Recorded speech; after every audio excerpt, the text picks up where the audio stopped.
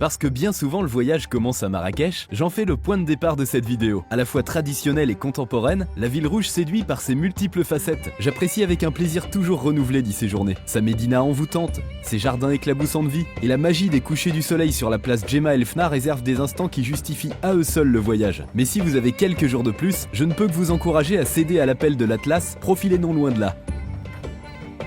Chefchaouen ne possède peut-être pas le faste de Fès ou l'effervescence de Marrakech, et pourtant, c'est le coup de cœur de nombreux voyageurs. À peine franchi les portes de la petite cité, et vous voilà instantanément happé par le charme de ces ruelles aux mille et une nuances de bleu. Non loin du village, les contreforts du Rif abritent de superbes sites de randonnée. Je vous conseille notamment les cascades d'Akchour et le pont de Dieu que vous atteindrez au cours d'une journée de marche relativement facile.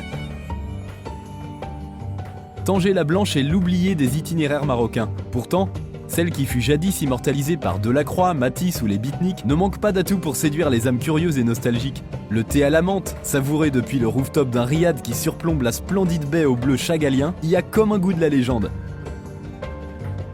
On poursuit avec Rabat, entré depuis peu dans le prestigieux club du patrimoine mondial de l'UNESCO. La secrète capitale du royaume est la seule ville impériale construite au bord de l'eau. Perchée sur la Casbah des Oudaya aux airs de Cyclades, vous oubliez le temps qui passe. Rabat, c'est aussi une médina authentique, une tour Hassan iconique et des vestiges archéologiques qui ont beaucoup d'histoires à raconter. Quand le soleil décline, embarqué sur le fleuve Bouregreg à bord d'une barque traditionnelle, grave de jolis souvenirs dans la mémoire.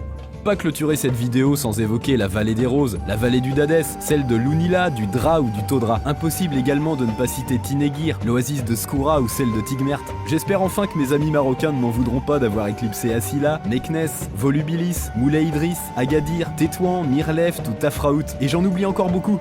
Bref, vous l'avez compris, faire un choix parmi la multitude de spots qui ont marqué mon souvenir au Maroc relève de l'impossible tant ce pays est grand, riche et diversifié.